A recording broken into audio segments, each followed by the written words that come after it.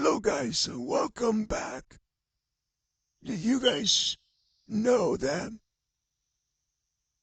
in California there was a Chinese bioweapons lab found in Fresno, California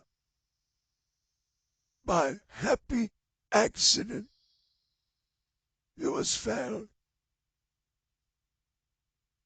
by pure coincidence. Guys, look at the following video and reach your own conclusions.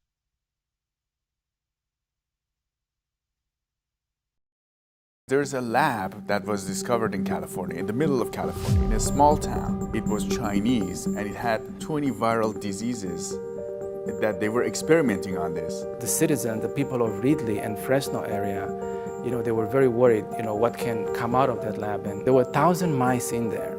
These mice are genetically modified to contract COVID-19. We have hepatitis, we have all these other dangerous pathogens that were in this lab. This company actually got some funding from our state. That's correct. I believe it was a $360,000 tax credit. So there are a ton of questions here. What was the purpose of this lab? In this special episode, my guests today are Steve Espas and Lear Zhou, investigative reporters from Epoch Times. We also talked to Congressman Kevin Kiley, who along with his colleagues in Congress have been investigating this lab.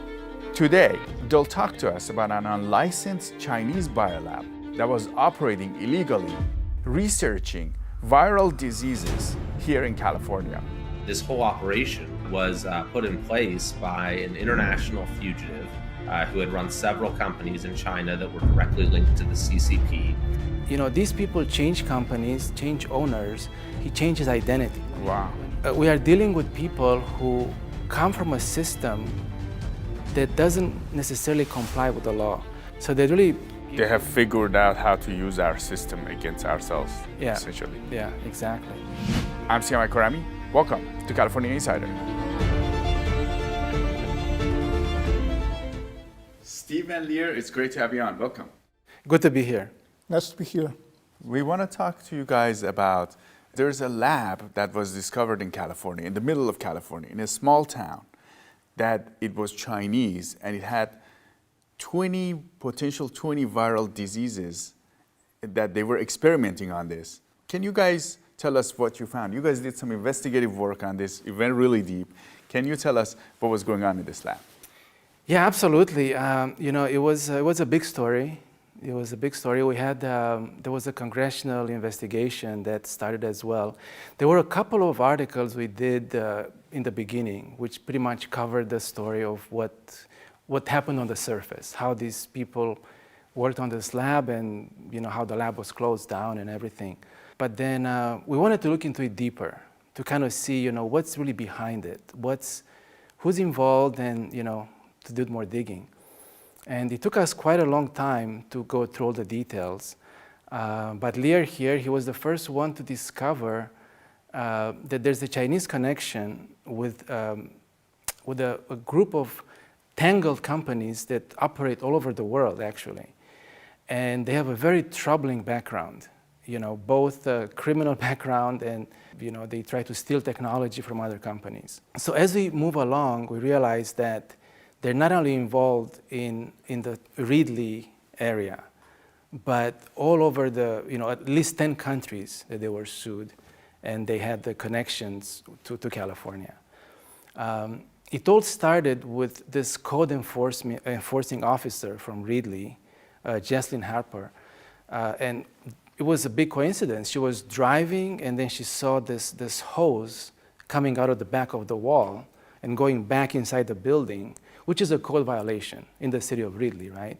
So she simply went in and knocked at the door, and this warehouse is supposed to be empty, supposed to be not used. She walked in. Based on the licensing that they have from the city, they were supposed to be empty. Yeah, she knows it's a small town. It's a small town, so she knows the owner, she knows the people, and as far as she knew, it's been leased but not occupied with people.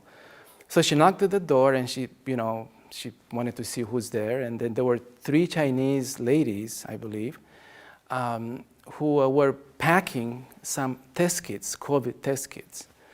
And then their English was very limited, but in the beginning they were very friendly to her. They said, "Oh yeah, how are you? Let's give you some information."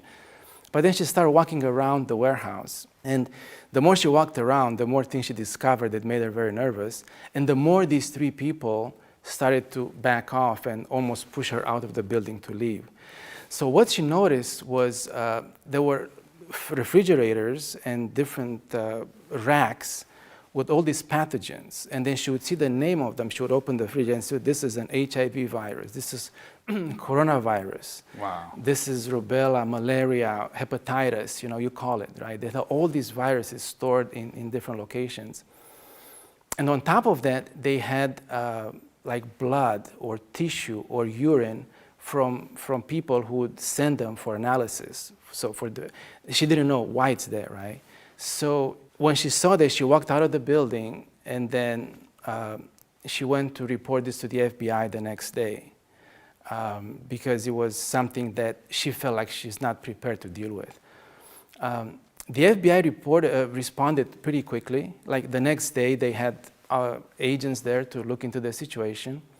But then they took a whole month, a month and a half, to, quote, analyze the situation and see if it's safe for them to go back in the building to do anything. So nothing happened for a month or a month and a half on the city of Ridley side. I had a chance to sit down with Congressman Kevin Kiley, who has actually been investigating this along with his colleagues in Congress. Here's what he had to say. The local officials are raising alarm about this and trying to get the attention of the CDC. The CDC is basically ignoring it as far as the facts have currently been established. Finally, the local congressman there got involved and the CDC decides to come investigate. I think it's absolutely baffling is that the CDC's conduct here was very difficult to understand. Local officials were calling the CDC, trying to get them to come and take a look at this. We're sending them these alarming reports of what they found, and the CDC did nothing for quite a while. And then even when they did come in and discovered all these suspicious materials, discovered these pathogens in vials where you had, some were labeled, others had a code on them that couldn't even be deciphered. And the CDC didn't test any of the pathogens and other substances, biological materials that were found. They didn't test anything to see what they actually were. And then somehow they just completely missed a whole freezer that actually was labeled with the word Ebola on it. This just somehow evaded their detection. What exactly was going on at the CDC that they didn't take this seriously? And are they sort of dropping the ball in a similar way in other parts of the country where we might have unlicensed, illegal, under the radar facilities doing similarly concerning things as this lab was? After a month and a half, the FBI said it's safe to go back in the building. So they went back in the building, and then they looked at all the different pathogens and all the different chemicals they found in there, and then they shut down the operation at that time. Now I asked her, when you went back a month and a half later, were some things removed or not? Because you would think that they got caught, right? So they were removing everything they would remove in this things. time. Yeah, she said not only was not stuff removed, there were more things in there than initially when she went in. Wow. So that surprised me. They didn't seem to care that they'd been busted, right? So that's when she felt like she needs to find an organization that can deal with all the different elements in the warehouse, and there was not. Astonishing to say the least. And that is exactly why, my friends, I do not trust politicians.